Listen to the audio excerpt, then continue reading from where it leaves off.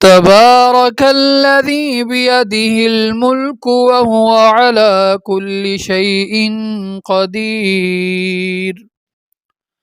الذي خلق الموت والحياة ليبلوكم أيكم أحسن عملا وهو العزيز الغفور الذي خلق 7 سماوات طباقا ما ترى في خلق الرحمن من تفاوت فارجع البصر هل ترى من فطور ثم ارجع البصر كرتين ينقلب إليك البصر خاسئا وهو حسير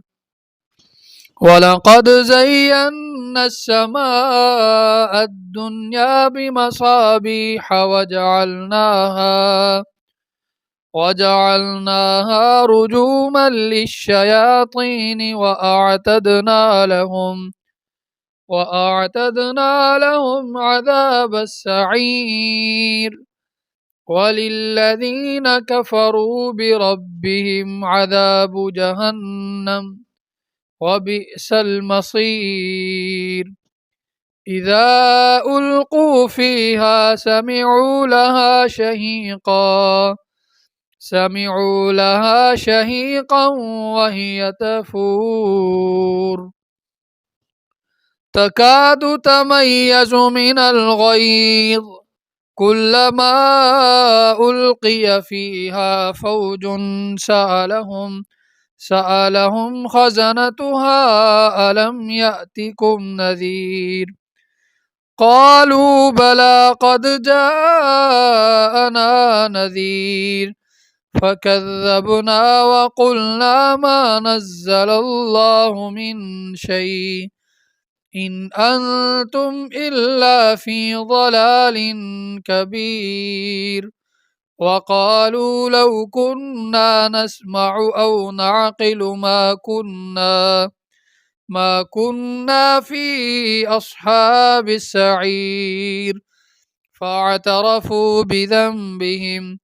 فسحقا لأصحاب السعير إن الذين يخشون ربهم بالغيب لهم مغفرة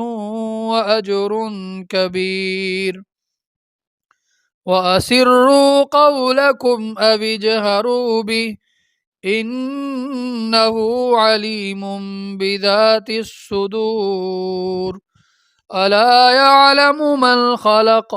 وهو اللطيف الخبير هو الذي جعل لكم الأرض ذلولا فامشوا في مناكبها وكلوا من رزقه وإليه النشور أأمنتم من في السماء أن يخسف بكم الأرض فإذا هي تمور أم أمنتم من في السماء أن يرسل عليكم حاصبا فستعلمون كيف نذير ولقد كذب الذين من قبلهم فكيف كان نكير أولم يروا إلى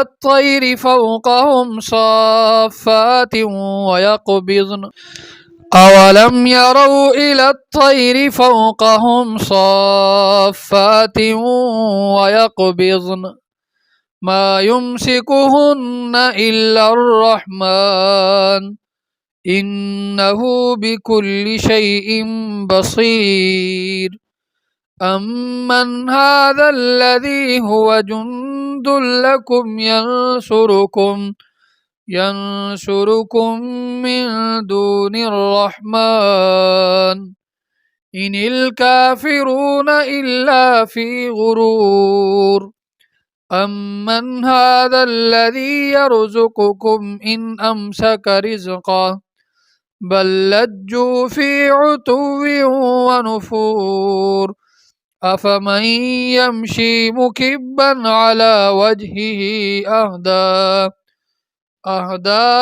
أمن يمشي سويا على صراط مستقيم قل هو الذي أنشأكم وجعل لكم السمع والأبصار والأفئدة قليلا ما تشكرون قل هو الذي ذرأكم في الأرض وإليه تحشرون ويقولون متى هذا الوعد إن كنتم صادقين قل إنما العلم عند الله وإنما أنا نذير مبين فلما رأوه زلفة سيئت وجوه الذين كفروا وقيل هذا الذي كنتم به تدعون قل أرأيتم إن أهلكني الله ومن معي أو رحمنا فمن يجير الكافرين من عذاب أليم قل هو الرحمن آمنا به وعليه توكلنا فستعلمون من هو في ضلال مبين قل أرأيتم إن أصبح ماؤكم غورا فمن يأتيكم بماء معين